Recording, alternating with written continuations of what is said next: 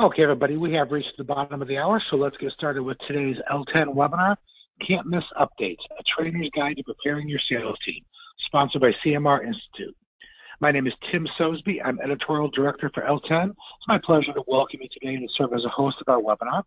I'm going to start here with some housekeeping items, including how you can get involved with our speakers today. We are planning a 60-minute session for you for today's webinar. You'll notice that your phones are on mute, so any questions or comments you have, I would ask you to submit using the questions window on the control panel there on the right side of your screen. You can just type in the question or the comment as they occur to you throughout today's program and hit the submit button, and we will queue it up for Q&A or try to answer it as quickly as possible throughout today's webinar. I always do urge, please do send in your comments or questions while they're fresh in your mind.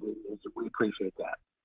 Also in the control panel, I wanted to point out the handouts window. There are several items in there you may wish to download, including a copy of today's presentation slides. There's also some information on the upcoming L10 conference, our certificate programs for 2019, our 2019 calendar events as it currently stands, and handouts from CMR Institute on 7 things you can't miss. So certainly you can highlight any and all of these files you wish to download, and the system will walk you through downloading to your desktop. Today's webinar is being recorded and will be archived for on-demand access. We're going to post it to the L10 website shortly after today's webinar, and we're going to send you an email about an hour after today's program ends with a link to that program. So certainly you can look for it either through the L10 site or through that email. And speaking of following up, as you leave today's webinar, a short survey is going to appear on a separate browser window. We would ask you to please take a moment as you leave today's program, look for that survey, and quickly share your thoughts with us. We appreciate your feedback as we prepare these programs for you. So, of course, your feedback is always important. And along those lines, my email address is showing here at the bottom of the screen, and I'll share it later in today's program as well. If I can help with anything around our webinar or your L10 membership, certainly don't hesitate to reach out. Okay, and with all of that said, let's go ahead and get started with today's program. I'm going to start with some introductions here. We've got a great panel of presenters put together for you today, and I know you're going to enjoy learning from them, so let me introduce them to you, and then they will get the program started. First up is going to be Kim Andaloro. Kim is the Senior Project Manager of Value Access and Payment at Bristol Myers Squibb. Kim has spent the majority of her career working in the pharmaceutical industry in a variety of roles across the breadth of functions, including finance, medical operations, field medical, and access project management. Kim's most recognized achievements include her work in organizational redesign and capability building initiatives, including expanding and enhancing the U.S. Field Health Economics and Outcomes Research Group and leading the Talent Development Initiative for the U.S. Access Organization. Kim, thanks for joining us today. Great, Tim. Thanks. I'm happy to be here. Excellent, excellent. I'd like to also introduce you to Pete Dwanzik. Pete is the Senior Director of Commercial Learning and Development with Bausch Health Companies. Pete is a 16-year veteran with more than 12 years in the life sciences training and development space. In his current role, Pete leads the commercial product and market access training for 4 of the commercial sales business units within Bausch Health. He recently led a cross-functional initiative to roll out the Bausch Catalyst sales model across the entire organization. Pete, thanks for joining us. Thanks so much. I really appreciate it. Looking forward to today. Oh, thank you. I'm sure we all are as well. Okay, joining Kim and Pete today is Brittany Conrad. Brittany is the Project Manager of Client Solutions at CMR Institute. With more than 13 years of experience at CMR Institute, Brittany has a deep understanding of the pharmaceutical and MD&D industries. As a project manager for Client Solutions, Brittany uses her solid content background and instructional design and learning technologies expertise to work with clients to identify needs and create impactful programs using CMR's Institute resources. She's also a member of the L10 editorial board, where I get to have the pleasure of working with her, and I'm glad she joined us today. Brittany, thanks for being here. Thanks, Tim. Happy to be here. Excellent. And rounding out our panel today is our moderator, Laura Hookworth. Laura is a healthcare writer and editor with Vital Communications. She's a former editor of L10's Focus magazine, and today she writes for several industry publications covering healthcare, finance, policy and legislation, health information technology, and innovation. Laura, I'm going to turn things over to you now, so thank you for joining us. Thank you, Tim. I'm happy to be here. So first, I'd like to go over what we hope to accomplish today. So let's go over our learning objectives. First, we're going to describe 7 key policy and market developments that warrant content updates this year. Then we're going to understand proven methods and resources that can help your organization overcome the inertia that delays necessary changes and enhancements to your content. Then we're going to identify the key strategies that BMS used to implement a competency-driven training program on value, access, and payment topics for seven different functions in the organization, including both headquarters and roles within its field sales team. And then we're going to identify the key strategies that Bausch Health used to design a multi-phase new hire training program. But before we get into these 7 key content updates, I'd like to ask a question of our audience. Tim, can you help us with that, please?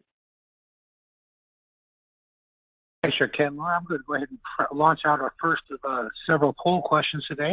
And we'd love to find out from you, as a trainer, what's the most difficult aspect of keeping your content up to date? Is it A, staying on top of changing the marketplace, B, balancing other priorities, C, getting leadership buy-in, D, overcoming technology obstacles, or C, all of the above? And I see many of our audience members are already voting, so thank you for that. If you could make your choices from the 5 options here quickly, we'll go ahead and keep the program moving forward, and we'll share the results with you shortly. And it looks like everybody's voting very quickly. I appreciate that. About 80% of the room has voted, so I'm going to give you just a few more seconds here to share your thoughts or make a selection.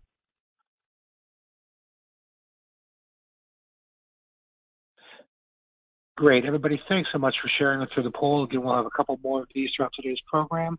Let me go ahead and close this one off. And Laura, I'm going to share the results with the group here. And there you are.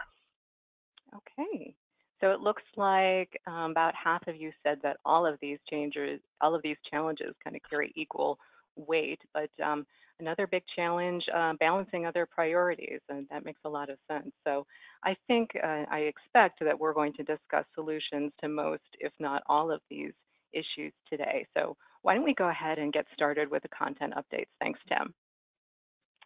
So I'd like to start out by talking about the first content update, and that's related to the Affordable Care Act. So here's what's new. Despite the Democrats actually taking over the House this past election, the ACA is still under some threat. So as some of you may know, in December, a Texas judge ruled that the ACA was unconstitutional because the penalty for the individual mandate was repealed by the Tax Cuts and Jobs Act of 2017. So the judge's argument was that the mandate can't be separated from the rest of the ACA, and as a result, the entire law is invalid. For now, the ACA remains in effect, and many states are appealing the ruling. So why does this matter for your sales team? Well, given the current environment, clinicians and healthcare executives are still quite wary about what they view as continued uncertainty over healthcare reform. And in fact, financial challenges and government mandates are listed as the #1 and the #2 concerns among hospital CEOs. That's according to the latest survey by the American College of Healthcare Executives. So bottom line here is that customers, they continue to be juggling multiple priorities, and a lot of these require significant investments, population health management, HIT initiatives, clinical integration, and as a result, they're going to be more conscious of value than ever. So sales teams really need to understand how to demonstrate the value of their products. All right, so let's move on then to the next important content update. And that is related to accountable care organizations and the Medicare Shared Savings Program, which, as you recall, is a voluntary program. So back in December, CMS announced a series of significant changes to the program, and these were under the umbrella of Pathways to Success. So here's what's new about the program. CMS is now offering new ACO participation options for providers.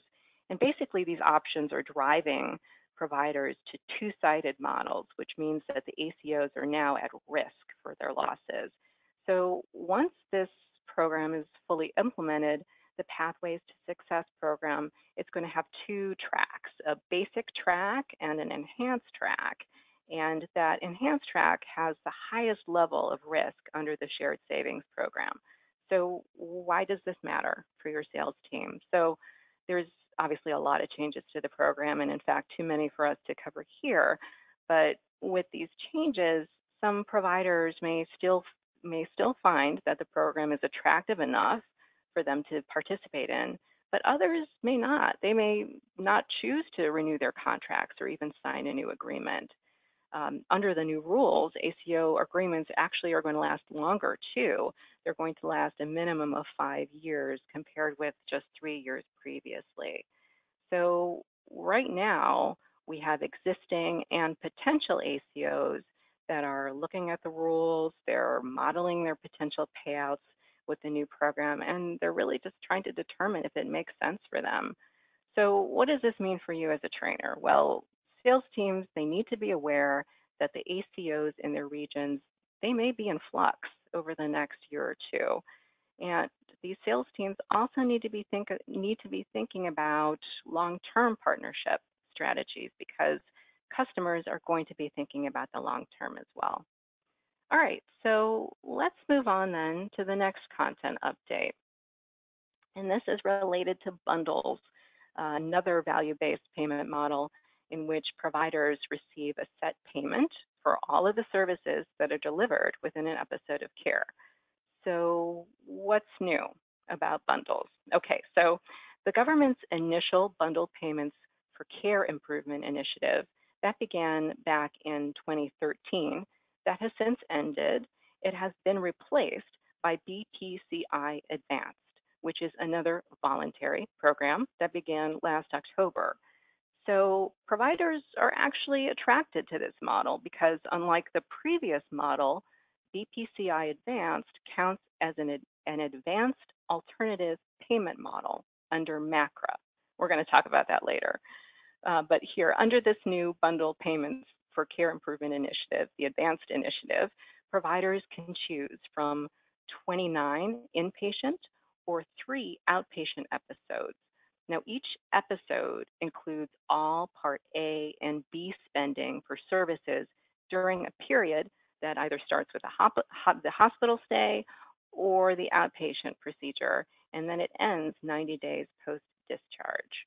So why does this matter for your sales team? Well, sales teams should think about how their product fits within an episode and how it can improve outcomes in that episode. So a question they should know the answer to would be, can my product prevent unnecessary readmissions or other forms of utilization? Other questions they should be asking would be, are there solutions that can help improve medication adherence? Or what other services does my company provide that can improve outcomes? This might be patient or provider education or data analysis. They might also ask about risk sharing. Is that something that should be explored? So these are all important questions given that bundles are here to stay. Okay, so let's go ahead and move on then to the next content update.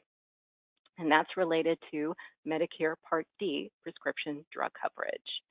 So here's what's new. And again, there's a lot of changes to this and too many for us to cover here. So we're just going to highlight a few of them. So the Bipartisan Budget Act of 2018, or BBA, actually closed the donut hole or the coverage gap a year earlier than had been planned under the ACA. So enrollees, their out-of-pocket costs for brand drugs in the coverage gap are declining. They have declined from 35% in 2018 to 25% in 2019. So there's also another significant change here, and that is that the Trump administration has introduced several changes to Medicare Part D plans. So among these changes, the government has actually loosened up formulary restrictions so that different drugs can be included for different indications. Now, this move is intended to encourage manufacturers to offer greater discounts to Part D plans. Now, the administration also has proposed eliminating the rebates that PBMs on Part D plans receive from manufacturers. So, why do these changes matter for your sales team? Well, I think we can expect more changes this year as CMS experiments with even new Part D rules, newer Part D rules, that is. So, for example, CMS has proposed some changes that would allow Part D plans to use more aggressive utilization management tactics. And this includes prior authorizations and step therapy, for example, for 6 protected drug classes. So bottom line is that sales teams, they will need to stay on top of these new Part D formulary rules, and they're going to need to continue to focus on promoting the value of their products. And they also should expect tougher negotiations ahead. Okay, so let's move on then to our next content update, and that relates to specialty drugs. So as most of you know, a growing percentage of the drugs sold here in the US are specialty pharmaceuticals. So for this year, we could see specialty drugs approved for breast cancer, for MS, for AML, and for IBS. And as I mentioned back in the Part D section, CMS has proposed eliminating rebates that pharmacy benefit managers on Part D plans receive from manufacturers, including for specialty drugs like biologics. And it's possible then that commercial plans could follow suit. So why does this matter for your sales team? Well, I think we can expect more scrutiny on drug prices ahead. Patients, providers, and payers are increasingly concerned about the rising costs of these drugs, and it's likely that competition could heat up as well. So eliminating rebates also could help to spur adoption of biosimilars, which until now has been somewhat slow. And you compare that to Europe, where biosimilar uptake has actually been a lot stronger, in part due to regulations and in part due to clinician attitudes. Okay, so then let's move on to the next content update, and that relates to biosimilars specifically. So last year, the FDA released the Biosimilars Action Plan, and this created more incentives for innovation while modernizing some of the regulations. So the BAP is focused on 4 key areas. One is streamlining biosimilar development and approvals. The second is making guidance on biosimilars clearer. The third is educating patients, clinicians, and payers about biosimilars. And then the fourth is promoting more competition in the industry. So why does this matter for your sales team? Well, I think sales teams should expect increased competition and focus on strategies that they can use with payers and providers to protect market access, whether they're selling for or against biosimilars. So some of the strategies that can help to protect market access would include developing an effective value proposition, getting familiar with the company's contracting strategies, understanding and being able to address providers' concerns. That's certainly important. So is knowing what their product costs, and also finding ways to improve patient adherence. These are all strategies that can help to protect market access. Okay, so then let's move on to our last key update, and that's related to MACRA. And MACRA is the Medicare Access and Chip Reauthorization Act of 2015. All right, so you'll recall that MACRA is part of the US government's broader push for better healthcare quality and value. Now, MACRA's Quality Payment Program, or QPP, provides 2 distinct paths for physicians and practitioners to get paid under Medicare. So the one path is the Merit-Based Incentive Payment System. It's also known as MIPS, and that links fee-for-service payments to quality and value. So for the performance year of 2018, cost counted as just 10% of providers' final score. but for performance year 2019, cost counts for 15% of the final score, so cost matters more. Now, the second QPB path, those are advanced alternative payment models. Now, some of the new models that we've discussed, they actually qualify as advanced APMs. So this includes ACOs that are participating in the next gen ACO model, as well as ACOs participating in the levels of the Medicare Shared Savings Program that include the most risk. So why does this matter for your sales team? Well, macro rules and the performance scoring are continuing to evolve, and that means that your customers' performance metrics are changing as well. So if your team doesn't keep up with these changes, they may not be able to establish mutually beneficial goals, which are essential for creating meaningful partnerships. So that's really it for the content updates. I'm going to hand this back to Tim for another quick audience question. Tim? Thank you, Laura. Let me go ahead and launch out our next question. We're going to ask you this one, and let me launch it right there. Right, Bill. How often do you update your training content for your sales team? Is it A, monthly, B, every 3 months, C, every 6 months, or D, annually? And once again, if you can make your choice here among the 4 choices quickly, we'll keep the program moving ahead and share the results with you.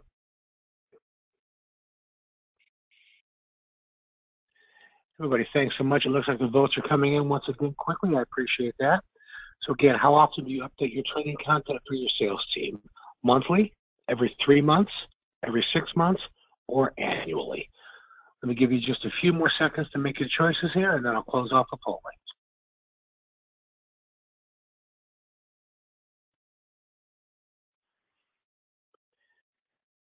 Great, everybody. Thanks so much for sharing with us. We appreciate that. Let me go ahead and close the poll at this point. And Laura and everyone, here are the results. Looks like a mixed bag. A mixed bag. Yeah, for sure. Brittany, do you have any thoughts on what the audience said? So we've got 38% every 6 months. Annually, we've got almost a third saying once a year. Any thoughts on that, Brittany? Yeah, a little bit all over the place. I think what we could all agree on is no matter the frequency, keeping content up to date is very challenging, especially around the changing marketplace. So some of the topics we talked about today are just a few of the things that are changing on a regular basis. So depending on the topic, constant attention is really needed. We've invited 2 of our clients today to help the audience understand how CMR can make this a little bit easier. Laura, can you get us started? Okay, great. Thanks, Brittany. All right, so then let's focus on 2 organizations that got it right. We've got BMS and Bausch Health. So Brittany, can you start off by telling us a bit about the BMS program and why it was unique? Sure. So BMS was looking to create a program for multiple roles to include a focus on the changing landscape for all of those roles. So what they did was unique because it focused on providing a comprehensive library organized by role. Then they further segmented by competency and level. They also created an easy-to-use process and implemented technology to get the right content in the right hands at the right time without missing any of these key updates. Thanks, Brittany. So Kim, I was hoping maybe you could talk a little bit about your strategy for the program and the 7 roles that were included in this. Sure, I'm happy to. So this is actually a multi-year program, a journey that we've been on in Bristol Myers Squibb in our Value Access and Payment organization. When we had expanded our team, one of our priorities was to ensure that we were able to develop our people. And so this really falls under our talent development umbrella.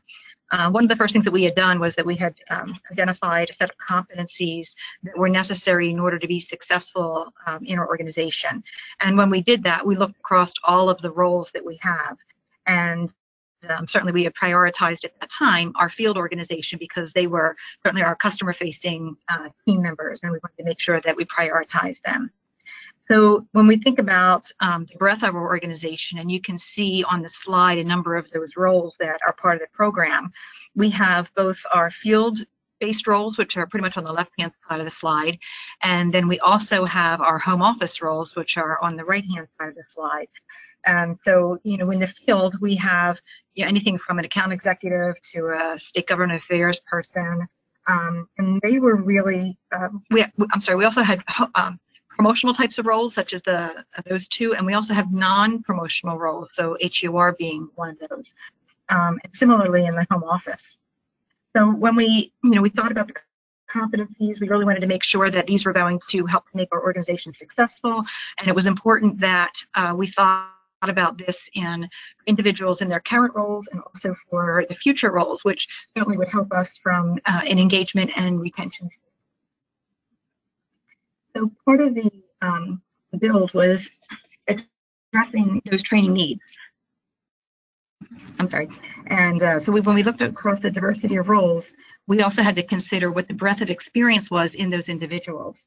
So, an account executive's needs are very different than a pricing and contracting person's needs, which are also different from a strategic payer marketer. So we had to not only think about the roles, but we also had to think about, what level of proficiency an individual would have in those different roles. So when we put all of that together, one of the things that was really important to us is that we needed to make sure that we had solutions we could really leverage across all of the functions. So I'll stop there and see, Brittany, if you have any other questions, or Laura, if you have questions. Oh, thanks, Kim. I think that was great for giving us a sense of how comprehensive that program was. So, Brittany, let me ask you, can you describe maybe how you worked with Kim to identify what content was needed for each role? Sure. So the CMR team worked with Kim and her entire team throughout the entire process. We met to understand the goals of the program that Kim just went over, including the roles, understanding their competencies, and those learner profiles. Those were very important for us to understand early on. So then we looked at the topic areas that were a focus and included content specific to each role and the changing landscape for all targeted roles. So then we worked with the team to do a full content mapping. So we have more than 400 resources. So we mapped our content and aligned our content to their desired roles and competencies. This is a service that we include to our clients to help make it a little bit easier and to come up with best recommendations. So Kim will talk a little bit more about this in detail, but we also use this mapping document to run the content by people in the actual roles to get buy-in early on. So we wanted those feet on the streets, that feedback, to ensure that we were choosing the content that would be beneficial. So at the end of this process, we had a robust document that included a customized selection of CMR offerings, including their overview, their learning objectives, the level of the content, and then that was all, again, segmented by role and competency. And then after we launched the program, we, of course, provided regular content updates and had check-ins with Kim and other members of the VMS team to ensure the program was a success and make any changes to strengthen the program. Thanks, Brittany. All right, Kim, can you maybe talk a little bit more about how you set it all up on your end? Sure.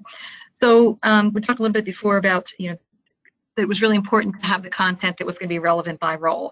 And so from an individual perspective, however we presented that, it had to be really easy and clear to be able to find that. It was very important that the content was current. So working with CMR, that was a real bonus, because while we do have content that we maintain here at VMS, it does become a challenge when everything's changing so quickly. So it was really important that we were pointing people to the right content that was updated and current. We needed something that was going to be really easy to use and quick and simple for people. And so that was, as was just described, the content mapping that was provided to us with all the information was extremely helpful to have those links directly in. And when we put this together, we wanted to make sure that what we did was we included this with our other talent development resources, so other information that was going to be relevant at the time. So we included this along with our competency definitions, with our career guides, so that people could really quickly and easily find everything that they would need in one place. That's great. So Kim, can you talk a little bit more about, you had so many different roles that you were working with. How did you make it easy for each role to access their content?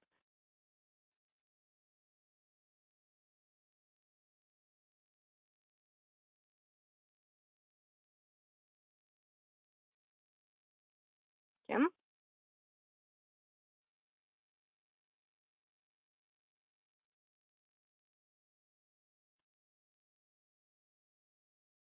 Hey, Kim? Oh, sorry, I coughed and I turned off the mute. I'm sorry. That's okay. So I'm sorry. I'll start that over again. Hey, no problem. So we made it quickly easy for people because each of those roles that we just saw on the other slide has their own SharePoint site, right? So what I did was created a logo so that regardless of where you were in the organization or what function, you would click on that logo and it would bring you to those central resources. So that was extremely helpful. The SharePoint site was our primary resource. It's where we put everything important for people. So this then became one of those important pieces that they could quickly access. Very good. All right, thanks, Kim. All right, so why don't we go ahead and move on? I was hoping, Kim, you could talk a little bit about some of the key steps that were part of this implementation, starting with how you established the clear goals, how you sought executive buy-in, and how you built the team. Sure. So as I had mentioned before, this is really a multi-year journey for us with the building of competencies and the building of the learning curricula. And so when we started out with the curricula portion, it was really important for us to have goals. So we needed to be clear why this was important to our organization and why people would want to go in and access this information. And we built it all under, again, the development of people. That was our umbrella. And so that was related to building careers, building breadths of opportunity for people so that they could, pursue, grow in their current role and pursue future roles and develop different experiences. So the other goal around this was really attention and engagement, because that we knew was important for any organization. So had some really clear goals and being able to make sure that we were always providing information that was going to our leader buy-in was really important because they could also talk about why the competencies were important, why building skills and knowledge was important, and also so that they could continue to drive people there and also recognize people for their work and for their growth in their skills. Building teams. So when we actually started this work, we ended up getting individuals from each of the roles. I'm not an expert in these roles, but these individuals are. So it was really important to get individuals who would be able to kind of tell us what they needed to be successful in their roles, and and be able to kind of look at the courses and say, yep, this is good for me, or this is good for this role, and whether it would be for an advanced person or somebody who was newer to the role more. So those were a few of the things. And the other thing about building the team was that it was important. They actually were the advocates then. They could go back to their organizations and they can speak to what they did and why these resources were important. And so it's always helpful to have the people who are in the organization be the ones helping to build and then be the advocates afterwards. Yeah, it certainly sounds like having those advocates was key to the success of the program. So can you talk a little bit more about some of the other key phases of the implementation, including establishing the vendor partnership as well as your measurement and feedback strategies? Sure. So I just mentioned about the team building where we had individuals from each of the roles, and we sat in forums and got the information, looked at the different courses that were available. But we worked, the whole time we worked with our partners at CMR. It was very collaborative, open dialogue. So after each of the forums with different roles, we'd go back and forth and say, okay, here's the gaps that team members had identified. And then our partners at CMR would go back and say, okay, well, we've got this course or we've got this resource that may fill that gap. And then we were able to take a look at see if that indeed was going to be the right item for the curriculum. So, I always looked at, they're the experts. We just know what the gaps are, and we can tell them what we needed, and they always came back with a resource that would help us. We'd also be able to help them as well to build their portfolio of offerings, because they could see where we were moving toward and the types of resources we were asking for. So that was helpful as well. We also recognized up front that not every resource is going to meet everybody's needs. So I talked about some of the different roles in our organization and I'll give you an example like HEOR. There's some really specific skills and information knowledge that they needed, which we recognize we have to build in other resources, but for the most part, a lot of the resources that were available were we were able to meet our training needs. The ongoing measurement. So one of the things I've been happy with is that we do get a report, and I think that anything that that you don't measure, you really don't. It's really not that important to you. So what we do is we take a look at that report. We look and see who are the users that are accessing the content most frequently. Which titles are they accessing? How long are they staying in there? Which is all important for us to keep making sure that what we're presenting in the curricula is appropriate for the individuals. So I find that was really useful. So we're always looking for ways to incorporate the feedback. So again, we go back to those users to ask them, how was the course? Did it meet your needs? And this is something that we're constantly doing. And we've also put in a cycle that each year we go back and we take a look at the curricula. It doesn't have to be as big a process as it was to get everything up and running. Not that it was huge because we had a lot of hands in there, but it's important to just go back and say, okay, if nobody's looked at this in a long time, is it still relevant? Because we wanted to make sure that whatever we have in the curricula is the most relevant for that particular role. So again, that's how we use the feedback and the measurements. That's great. Thank you so much, Kim. So tell me a little bit then about what your plans are for enhancing the program this year. So, we have other resources as well that we look toward for our learning, and as an individual perspective, it's difficult to know where to go all the time. So we've got a real clear path to the curricula that we have here, but some of the other learning resources are a little bit more difficult to find. So that's definitely something that we're looking to for options to make a little easier. I would say that from a continuous improvement standpoint as well, we're always trying to increase the usage. So how do we keep bringing this in front of people? And we found that linking that to the development planning cycle is a critical time. So that works really well. And we'll continue to do that. I think they're the big things that we are looking to do this year, but it's really to just continue to embed and leverage the resources that we have. That's one of our big priorities. Thank you, Kim. All right, so let me turn this to Brittany then. So I know we started out the webinar talking about some of the most important content updates to make. So maybe Brittany, you can talk about what you plan to do this coming year and making sure that their training content is up to date.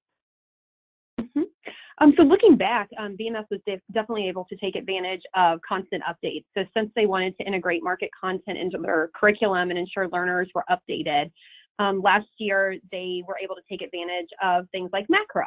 So MACRA last year, the module that we offer changed 6 times due to the changes that CMS made. So each time they were able to have that content updated and were sure that each role was accessing up-to-date content. So as we look towards this year and making the program even better, we'll continue to make those updates on all of these key topic areas. But we also want to look at what's new. So some of the things that are entering the market or changing so much that a new resource is needed. So a great example there is around Medicare Part D. There's so many changes that I know so many people in the marketplace are looking. We just need an easy resource that breaks this down for our sales team to help them understand it. So that is a resource that we plan to integrate into the BMS program because I think that would benefit a lot of the roles that Kim mentioned. And so I think that also as we look to next year and keeping content up to date and keeping people engaged, we also need to have a focus on integrating, different types of resources. So for reinforcement, engagement, application, all of those things are very important to help Kim and her team meet their goals that she just described. So I think that we can look at other resources, so microlearning, application tools, business planning tools to make this content really come alive. So Kim, maybe you can talk a few minutes about how you plan to integrate more than just eModules into your program this year. Sure. Well, we are leveraging the microlearning. That is part of our curricula as well, and there's other business planning resources in there as well. So I think that we're constantly looking for valuable resources and reference documents, because we know that each person kind of learns a little bit differently. So it's good to have the online modules for the knowledge. It's good to have something that individuals can actually practice with. I love the micro-learning that individuals can go in. They don't have to spend a lot of time. They can go in and just identify specific topics and kind of skim through some areas. So we're always open to any new type of format that becomes available. Great. All right, well, thanks, Kim. So let's go ahead then and move on to our second case study with Bausch Health. So they took a different approach than BMS, and Brittany, maybe you can start us off by telling us what was unique about the Bausch Health program. So we were very excited to work with Pete and his team on this side of the business. Previously, we had worked on the leadership side and had integrated some of this great content on that side, but was very happy to work on the new hire side. So this program was unique because Pete and his team was looking for a robust program for his new hires. So not only some new hire basic training, but a program that would also integrate this market content early on. So this was unique because many organizations reserve this type of training for more of their advanced or tenured roles. So the goal here was to equip new hires to hit the ground running and to make a big impact early on, which was very exciting to be a part of. Thanks, Brittany. All right, so Pete, let me turn this to you. So this was a new program for you, and you had different needs than BMS did. Can you talk about some of your needs? Yes, absolutely. Thank you. Some of the things were very similar, but we did have a need to build a robust, new hire training platform. We've been working on kind of what we wanted to do with this over the past several years, and we do a great job of new hire product training, and even the basic level acumen skills. But where we were looking to get was to build out a curriculum over a 2+ year period that's going to really accomplish two things. First and foremost really was on employee engagement and setting up from day one for our new hires that they have a path in training and at a career at Bausch Health. And secondly was skill development, understanding that the business of healthcare is changing dramatically. And how do we keep up with that? And how do we build and plan for kind of the representative and field-based person of the future? We really needed to partner with CMR to identify these courses that capture that more advanced access training to bolt on to what we're what we're currently doing with our new hire product training. So Pete, can you talk a little bit more about why you wanted to integrate the market access topics into the training for your new hires and your expectations for that as well? So it's a great question. I mean, we really noticed that, what we were doing in terms of product training and getting folks up to speed to be able to have a really great dialogue to help patients, with the healthcare providers, that's table stakes. That is really what is just cost of entry in this business. But really to separate our representatives from others, the dynamic is changing daily. And to be able to arm them with that information and that knowledge to be able to engage in higher level conversations with their healthcare providers would really, at the end of the day, drive down to one of our core pillars, which is helping patients every day. And that's really part of the end goal in mind. In addition, the way we work this was, which is really exciting, is folks coming in, we call it phase 1 training is home study, traditional home study. Phase 2 training is live training. And then once they leave that 8 to 10 day live training course, they're immediately enrolled in what we're calling phase 3 training, which really incorporates a lot of this access and CMR coursework that is updated real time, because the need is for it to be current, relevant, and seamlessly connect into what we're doing. And that's where CMR really helped. And these folks go through this phase 3 training. So from day one, when they leave class, they know there's a plan for the next 8 to 12 months and that there's an end goal in mind. And this coursework is a critical part of that plan. Thanks, Pete. All right, so why don't we move on then, and we'll talk about implementation plans for 2019. I'm going to turn the next question to Brittany. So, Brittany, can you talk about how you customized the off-the-shelf training for Bausch and how this approach differed from what you did with BMS? Sure. So it was a little bit different because BMS was looking for more of an on-demand library segmented by role, where this was more initiative-based. So they were looking to create a more formal program. So even though the need was different, we still followed a very similar process, looking through the needs assessment, understanding the end learner. We provided a content mapping, and the difference here is we worked with them to then fine-tune the selections to select the best 14 so that they could go through more of a linear program, but then again segmented it by competency and organized it by level. So after the content was chosen, we then decided to take it one step further and create custom coaching guides. So these were created for additional application and pull through, and to kind of foster that information sharing among participants so that they can really talk about the content, but how they're going to use the content in their new hire role. Great. All right, so Pete, can you talk a little bit more about how you plan to use the coaching guides? Yes, absolutely. This is really an exciting part of it and the key to all of it. So, what we've been able to do is roll out these consistent coaching guides. We have structured calls every month where 2 of these courses in a linear fashion are followed. And then we have a training manager or a leader coach through that call. And it really builds that consistency. Again, these are new hires, so it's less on demand. We need them to really understand this foundational knowledge that builds in through intermediate and advanced. And our training managers and our training team will use those to lead those calls. Without that, there really wouldn't be too much structure to the program, and we couldn't ensure consistency and execution in the field. That makes sense. All right, so Pete, can you tell us a little bit about your plans then for the program this year? Yes, we're really excited. It's really built around our competencies here at Bausch Health, and the plan is for not only all new hires effective January 1st. We just had our new group of 20 folks come through this program and just started this last week. But we are also going to be rolling out this program to existing representatives. And we have amongst 6 business units here at Bausch Health, we're identifying criteria that's going to allow existing reps to get caught up and enroll in this program, which will ultimately lead to more of an advanced training class down the road after that 12-month period.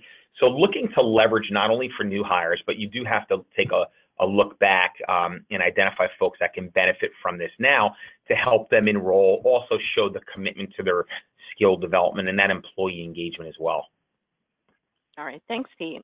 Okay, so now that we've looked at 2 case studies of organizations that, excuse me, just lost my voice, that are customizing off-the-shelf content to ensure their training is timely and accurate, excuse me, I'd like to ask our panelists about strategies for overcoming inertia. But first, I'd like to ask our audience members to think of a recent time where they had difficulty making a content update. So, Tim, can you help us with one more question, please? I sure can, Laura. Thank you very much. Let me go ahead and launch the poll. And everybody, we're going to ask you, what's the main obstacle you have faced in making timely updates to your content? And this time, there's no all of the above options, so please do choose just one main obstacle you have to face. Is it lack of expertise, lack of staff, lack of time, or lack of financial resources? And once again, thank you, everybody. You are voting very quickly, and we do appreciate that. Let me give everyone just a few more seconds to wrap up their choices here. Again, the main obstacle you have faced in making timely updates to your content. Is it lack of expertise, lack of staff, lack of time, or lack of money? And it looks like most people have voted, so let me go ahead and close off the poll. And again, everybody, thanks for participating in the polls today. And here are the results, Laura and Brittany. Okay, so lack of time. Half of you mentioned that is the main obstacle, but then financial resources and lack of staff, lack of expertise, those are all obstacles for people as well. So why don't we go ahead then and talk about some of the specific strategies that organizations can use to address some of these obstacles and then make more timely content updates to their training programs. So we've got a few content update strategies that are listed on the slide here, but I'd certainly like to see what our panel has to say as well. So Kim, can I start with you, please? Sure.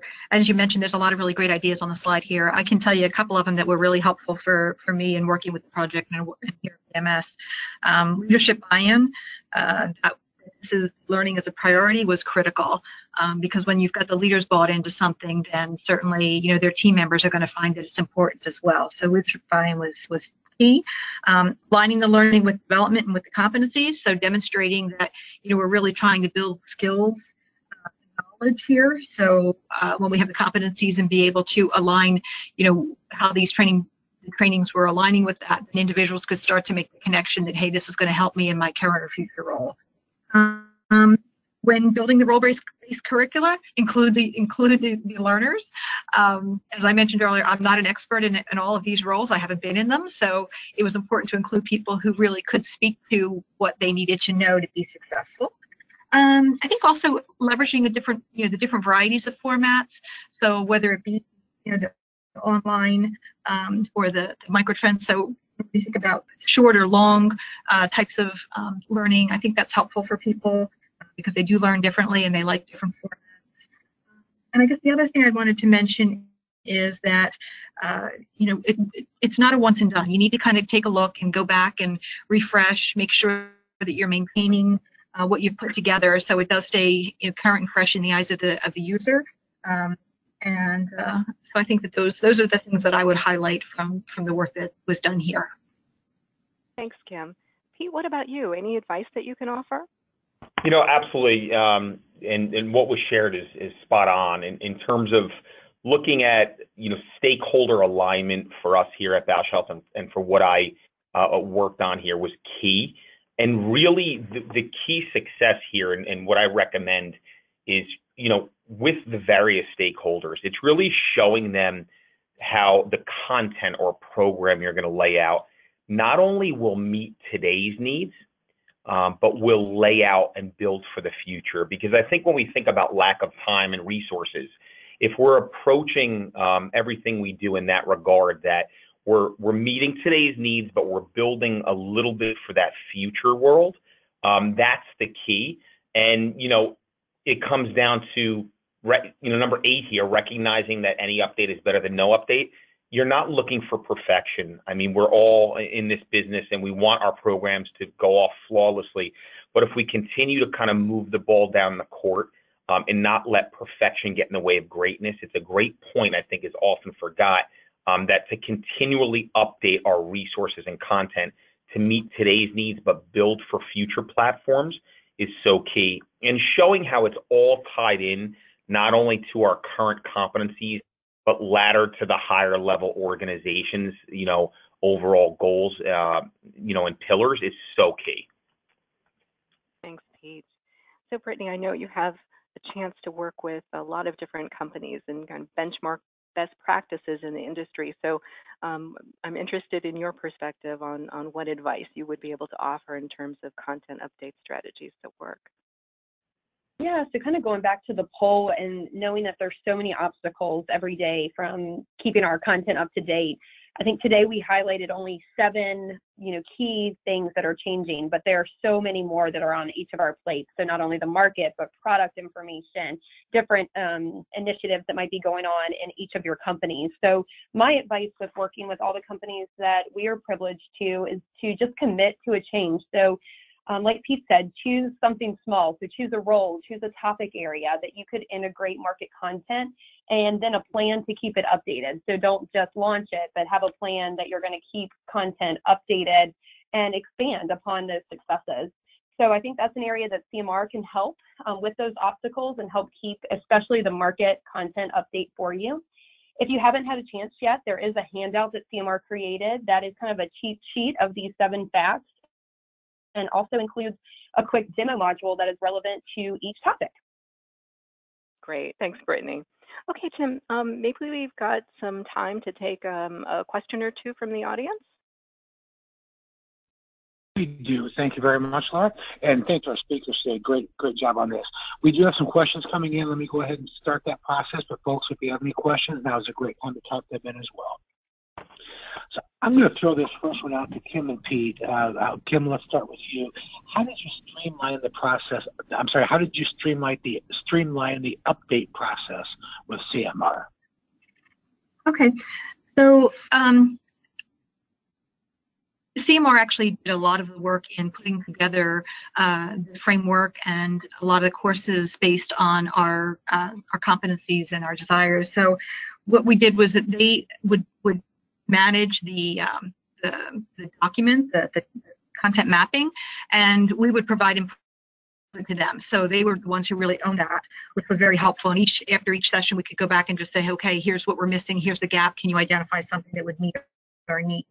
I also found it, the curriculum mapping spreadsheet really helpful in looking across all of the courses and looking at what each of the roles identified as important to them, because it also helped us in thinking about how do we build some consistency in the program as well. So, and which offerings made the most sense. So, I think that's some of the ways that we streamlined the development and content. And yeah, I'll just add to that as well. We had worked this very similarly with CMR, but additionally, we had developed work streams, based to get field input. Ran a host of courses through those work streams to identify real-world feedback to make sure we were selecting, to Brittany's point earlier, the most relevant for our new hires. So that was one additional step we did to make sure we weren't going back and forth, and that when we provided feedback to CMR, it was based on some real-world field-based feedback. Great, Pete. Thank you very much. Let me throw another question to the two of you, to Kim and Pete. And Pete, this one I'll start with you. What's the biggest challenge you ran into with the process, and how did you overcome it? It's a great point, and I keep coming back to really stakeholder alignment. Particularly here at Bausch Health, being a decentralized organization and having multiple business units with various leaders, it's really about meeting with those folks early and often and having a sound plan of how this builds to develop skills for today and the future, and really tagging it around the mantra of employee engagement. So, receiving initial pushback on, taking time out of the field, why do folks need additional training in these areas, and really grounding it in the employee engagement piece and showing them that it will yield results and getting their buy-in that it's the right thing to do for the employee and also ultimately for the patient, because we're going to increase the skill sets of these folks. So some hurdles around that initially, but sticking to kind of my core beliefs and data that we had showing that this was important really helped overcome that. But as early and often as you can align with your stakeholders, as we all know on the phone, that probably is the biggest holdup and key to any project you're working on. So this is Kim. I would say, I would agree with Pete said as well. I'll talk a little bit about an operational piece of it. Is really we were taking a look at all of the different courses that were available, and I did have, I mentioned, individuals in role who were part of those forums to take a look at the curricula and then identify, is this going to be foundational? Is this going to be advanced? Is this going to be, intermediate? One of the things I found is that having different people at different levels in those forums was also a little bit challenging in identifying how do we really want to classify this. So we kind of had to take a stake in the ground, stake in the sand, and just say, okay, we're going to do the best we can and figure out where we would suggest that individuals take these, whether it be advanced, intermediate, or foundational, and then we'll just continue to get feedback and see if we need to make any changes. So operationally, but it was a challenge that I ran into. Excellent. Thank you both.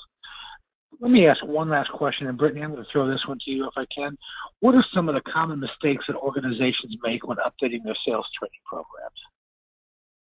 Yeah, I think that they just look at it holistically instead of looking at each topic. So each topic might need a different workflow and a different revision process. So you can't kind of have a one-size-fits-all strategy when looking at updating your sales programs and content.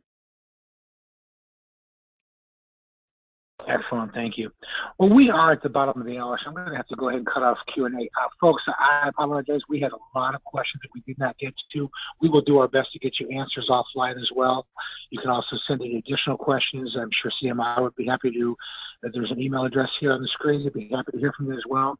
Let me end with a nice comment from Nicole, one of our audience members today, though, who said, not a question, just a comment. This was very informative. Thanks so much. You've heard some really great things to implement.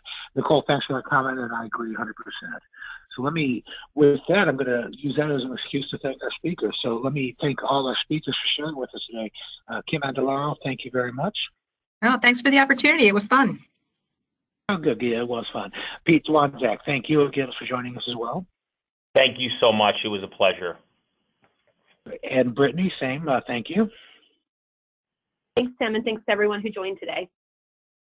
Thank you. And Laura, nice job moderating and keeping everything on track for today's program. So thank you for doing that. My pleasure. Thank you, Tim. Well, that does bring us to the end of the hour, folks. I'm going to share some housekeeping stuff here as we move our way out through today's program. But again, if you have any questions or any additional follow-up questions, feel free to reach out to CMR. You can also reach out to me. I'll share my address here shortly, and happy to do my best to get answers to you offline for any of the questions we did not get to today. So as we close out, I wanted to just share with you our current calendar of events. Again, there's also a downloaded version of this to download. By the way, if anyone's having trouble downloading any of those items, you can always send me an email. Again, I'll share my address here shortly, and we'll make sure we get those items in your hand as well, any of the download items that you might be interested in.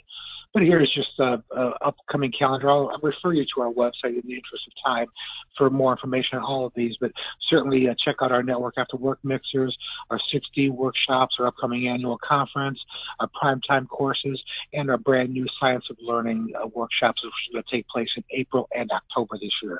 We just launched that last November very successfully, and we'd love to have you join us for those. I did mention the conference, and let me make sure I tell you that the early bird rate for the conference ends February 28th, about 9 days from now. So it's a great time to buy your ticket to plan to joining us at the conference in Grapevine, Texas, in the Dallas area, June 3rd to 6th, 2019. It's going to be a great conference. You're going to want to be there. And every year the conference is growing more and more, so we hope to keep that going this year and see more and more of you there. You can find out more information and register at l10conference.com. Also, closing on February 28th, in just about 9 days, will be the call for entries for the annual Training Excellence Awards, the L10 Excellence Awards. It's going to be our 5th annual awards program this year. We'd love to have you apply and get some recognition. There's about 7 competitive categories and some Member of the Year categories. You can certainly apply for any or all of those, and certainly check out those at the L10 website, or again through the l10conference.com website as well. And we again hope to see a record number of awards this year, so please do think about nominating yourself, nominating your teams, nominating your partners, and your emerging leaders and all-stars. And finally, I'm going to invite you to join us for our next in-person workshop, March 11th to 13th in San Diego. We'll be having our Prime Time for Trainers courses, learning about delivering dynamic and impactful training. We'd love to have you check that out. Again, you can find out more information on the L10 website. And finally, I'll end with an invitation to join us again. We'll be back for our next L10 webinar on March 8th. Talking about going global, international perspectives for life sciences training. We have a great panel of speakers put together for that to talk to you about the benefits and the challenges and the opportunities out of global training, and we certainly hope you join us for that program. You can find out more information at l-10.org/webinars.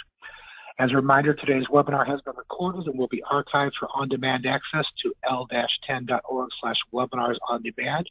It'll be up there shortly, and we're going to send you an email in about an hour or so from now, connecting you directly to the recording as well. So look for one place or the other, and feel free to share with your L10 colleagues. And if you have any questions or anything we can help with about any of today's programs, or any of other webinar, or any upcoming webinar, or your L10 membership in general, don't hesitate to reach out. My email address is showing here on the screen. So with all that said, I'm going to thank our speakers again. I'm also going to thank our sponsor today, CMR Institute, for working with us in today's program. And mostly I'm going to thank all of you out there in the audience for your time, attention, and participation throughout today's webinar. We look forward to seeing you back on March 8th, and we will talk to you all soon. Enjoy the rest of your day, enjoy the rest of your week, and thank you again for joining us. Bye-bye, everyone.